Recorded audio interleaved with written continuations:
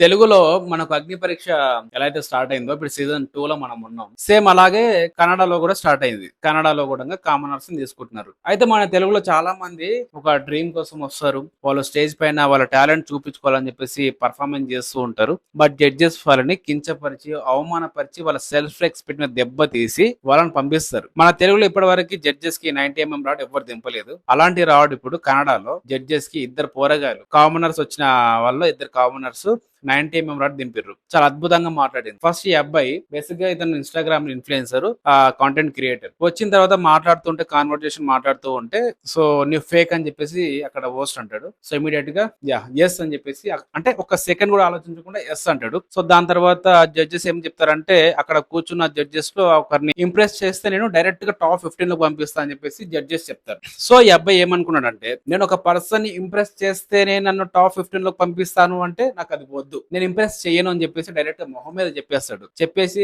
ఇక అక్కడ జడ్జెస్ ఏమంటాడు, ఇంప్రెస్ చేస్తావా లేదంటే బయటకు వెళ్ళిపోతావా అంటే ఒక్క సెకండ్ కూడా ఆలోచించకుండా ఇమ్మీడియట్ గా డన్ అని చెప్పేసి బయటకు వెళ్ళిపోతాడు. ఇతను ఒక పర్సన్, ఇంకొక పర్సన్ ఉన్నాడు ఈ అబ్బాయి. సో ఈ అబ్బాయి కంప్యూటర్ సైన్స్ అవుతున్నాడంట, ఇంజనీరింగ్. సో క్వశ్చన్ వేస్తే జడ్జి ఏమని క్వశ్చన్ వేస్తాడంటే సర్కిల్ కి ఎన్ని కార్నర్స్ ఉంటాయని చెప్పేసి అడుగుతాడు. సో ఈ అబ్బాయి కరెక్ట్ గానే చెప్పిండు, సర్కిల్ కి కార్నర్స్ ఉండవు. కానీ మనోడు కొంచెం జడ్జ్ అనేవాడు కొంచెం మ్యాథ్స్ లో వేక్ కాబట్టి కార్నర్స్ ఉంటాయి, ఇన్సైడ్ ఉంటాయి, అవుట్ సైడ్ ఉంటాయి అని చెప్పేసి మాట్లాడాడు. అలాంటి వాడిని తీసుకొచ్చి జడ్జి పొజిషన్ లో పెట్టిండ్రు. సో ఈ అబ్బాయి కూడా తను మాట్లాడుతూ ఉంటే ఇన్సైడ్ ఉంటాయి, అవుట్ సైడ్ ఉంటాయి అని చెప్పేసి ఇలా మాట్లాడుతుంటే టేక్ ఏ బావ్ అని చెప్పేసి ఇస్తూ ఉంటాడు, యాటిట్యూడ్ తో ఇస్తుంటాడు. సో నిజంగా వీళ్ళిద్దరు నాకు చాలా బాగా నచ్చారు. ఎందుకంటే ఒక మనిషి ఒక రియాలిటీ షోలో, బిగ్ బాస్ అనేది బేసిక్ గా చాలా మంది చూస్తూ ఉంటారు, పిచ్చి జనాలకి ఒక బిగ్గెస్ట్ రియాలిటీ షో అది. సో అలాంటి షోలో ఒక పర్సన్ ని అంటే మనల్ని స్టేజ్ పైకి పిలిపించి ఒక అవమానపరిచి, కించపరిచి మన సెల్ఫ్ రెస్పెక్ట్ మీద దెబ్బతీస్తే ఒకరి కోసం మన సెల్ఫ్ రెస్పెక్ట్ ని అస్సలు పోగొట్టుకోకూడదు. మన రియాలిటీ ఏంటి, మన ఒరిజినాలిటీ అని చూపించుకోవాలి. సో కాబట్టి వీళ్ళిద్దరు నాకు చాలా బాగా నచ్చారు.